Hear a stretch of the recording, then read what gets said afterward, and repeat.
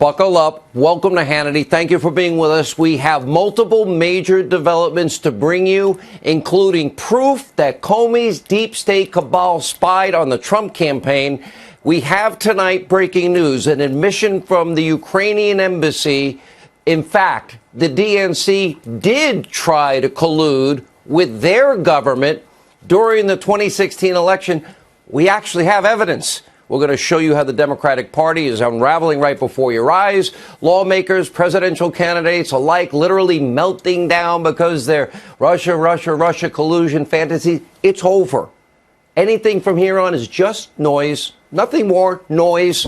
The witch hunt is done. Mueller has gone home. No collusion, no obstruction. They lost. They lied. They conspired. They sent out conspiracy theories and hoaxes. And now the boomerang of justice is in full motion. We start tonight a breaking report from the New York Times, which might have actually gotten something straight for a change. Amazing. They even said, wow, the dossier might actually be Russian disinformation to influence the 2016 election, the one Hillary paid for. But according to the paper, their news tonight, deep state spying against the Trump campaign did occur.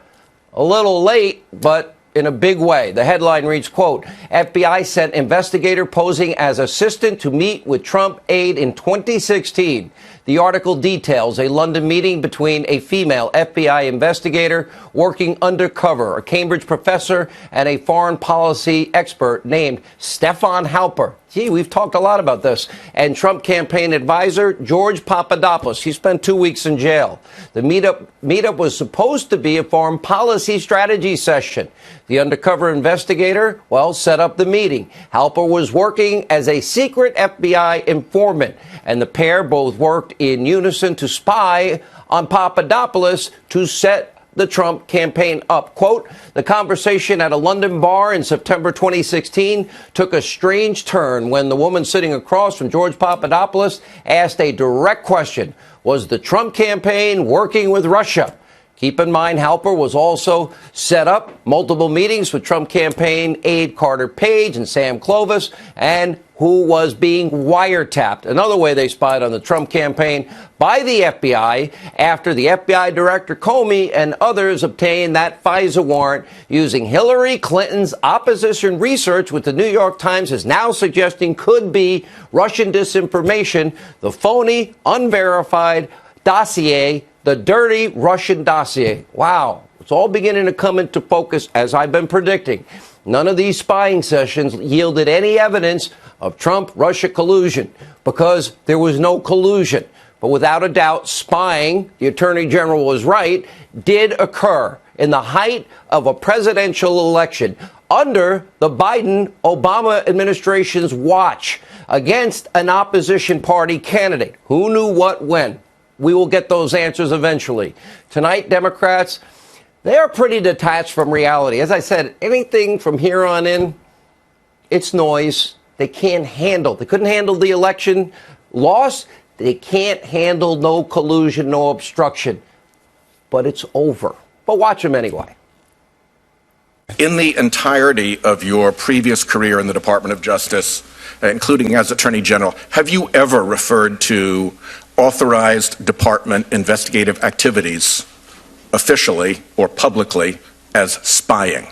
I'm not asking for private conversation. I'm not going to abjure the use of the word spying. I think, my first job was in CIA, and I don't think the word spying has any pejorative connotation at all. To me, the question is always whether or not it's authorized and adequately predicated spying. I think spying is a good English word that, in fact, doesn't have synonyms because it is the broadest word incorporating really all forms of covert intelligence collection. So I'm not going to back off the word spying. By the way, thank God for the great intelligence officers that serve we the people. They're protecting us every day, the 99%. Thank God for the premier law enforcement agency in the entire world, the FBI, the 99%. Tonight, though, we know that the deep state aggressively spied on the Trump campaign during and after the election. That's the biggest abuse of power. That's what we got to solve. And if we don't get to the bottom of it, we lose the country.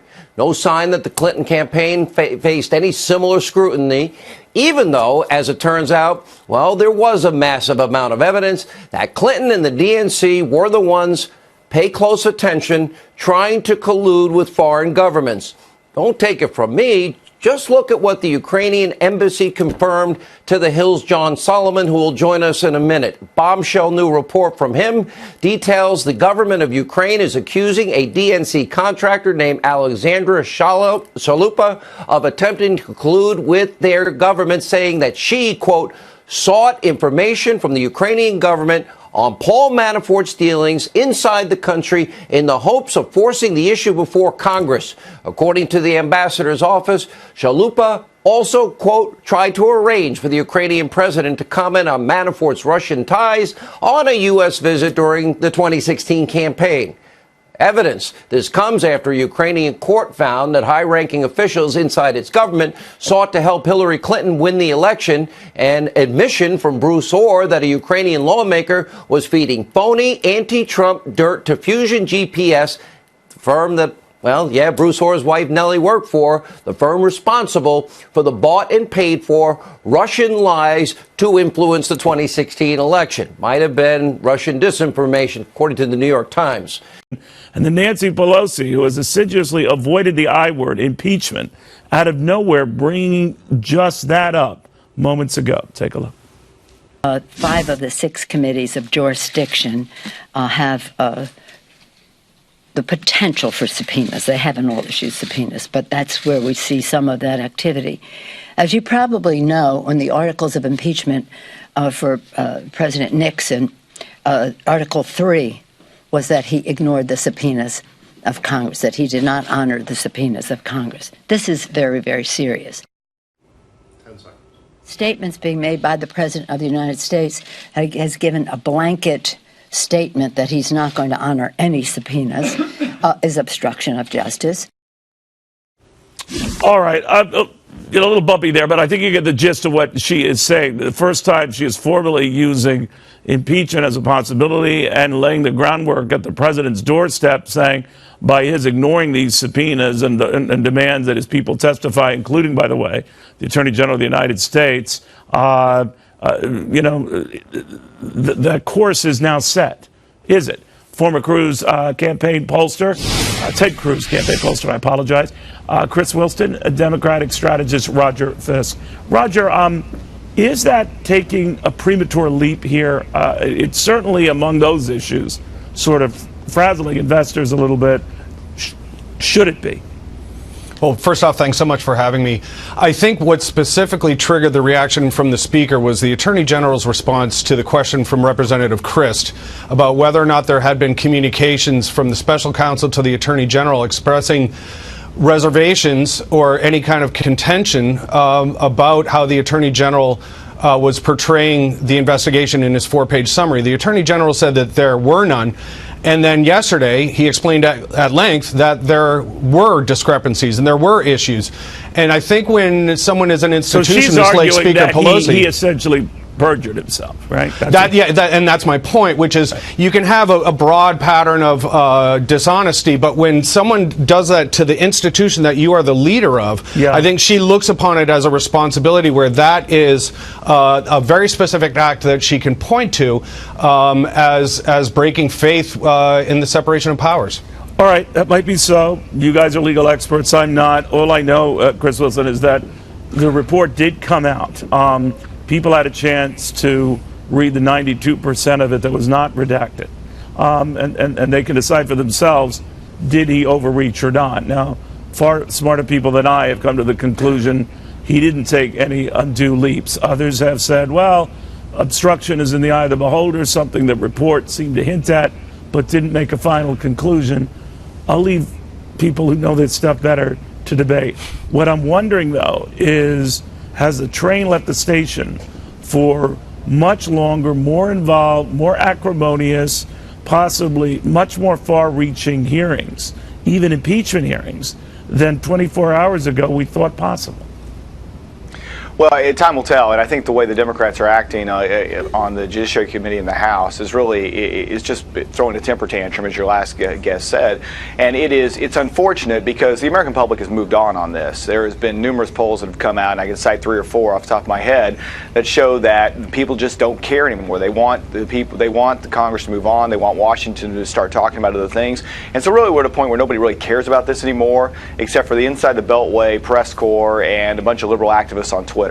And that's the problem, is those liberal activists on Twitter are the ones who are motivating and kind of directing the Democratic leadership in the House. Then wouldn't the Attorney General then want to call his bluff and just say, all right, Nadler, I'll meet with you. I'm very comfortable in my own legal shoes. I'm happy to take any and all questions. But he's not doing so, and I can understand the reason with the separate lawyers doing the questions. I understand that, but it just fires up both sides, right? It does, and I think he proved he's very comfortable in his own legal shoes, as you said yesterday, in front of the Senate. But what he was walking into with Nadler, whenever they brought in outside counsel, was just nothing more than a PR stunt. And I don't blame Barr at all. I mean, he stood there, he stayed there yesterday, answered every question that was given to him, and I think did so very, very emphatically. And why walk in front of a committee where you've got Jerry Nadler, who yesterday is cutting off the mics of Republican members of the committee, and 2 weeks ago gets owned and just absolutely embarrassed by Candace Owens, who made him look like just an absolute moron. I mean, it really gets to the point to where if I'm him, I wouldn't want to go in front of that committee either. And I got to tell you, I mean, the people on that committee who I think should be most upset are the Democrat members who were basically being supplanted by outside counsel. What does it say whenever your own chairman doesn't have the confidence in you to be able to sit there and ask questions, and he hires other people to come in and do it for you? Well, be that as it may, Roger, I'm just wondering whether you think Democrats got to be careful here, that they could be overplaying their hand and all of a sudden look a little zealous, kind of like Republicans were going after Bill Clinton. It came back to bite their hinds. What do you think? Right. I do think they need to be cautious. If you come into this with an over political agenda, that's not going to work well in the long run. This needs to be driven by the facts. But I don't. In the short term, the Attorney General is doing a favor for the administration because he's serving himself up as a very attractive target for criticism. Because a lot of his performance yesterday, I think, was odd. I grew up with a very stoic and kind of law and order GOP, and I've never heard anyone talk about Republicans feeling so much as we did yesterday. The president felt like the inquiry wasn't just, and the president felt like he was under siege.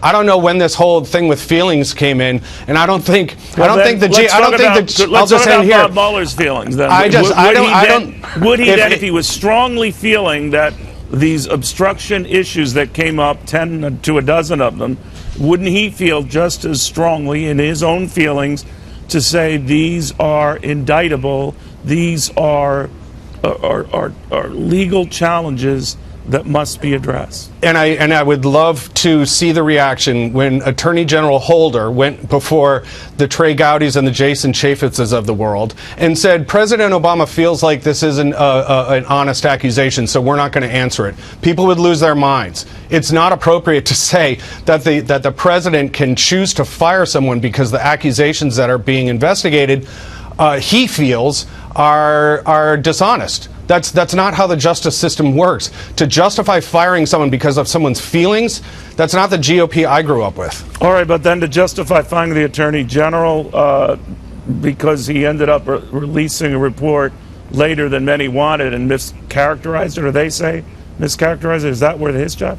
Well, it's clear to me that the 4-page letter was driven by the White House. I mean, some of the wording in there is so tortured. You don't know that. You don't know that. Well, I don't think Attorney General Barr would put in the phrase that cooperation is defined as a tacit or expressed agreement, meaning unless people sat around a table in the spring of 2016, this couldn't have been a conspiracy. That's an extremely odd and high standard to try to reach to prove a pattern of behavior, which is actually borne out in the report. All right. I wish we had more time, but you both feel very passionately about this. This is part of the debate and why people are getting a little concerned. Again, on this show, guys, we'll try to avoid. Thanks, Neil. Thank you guys very much.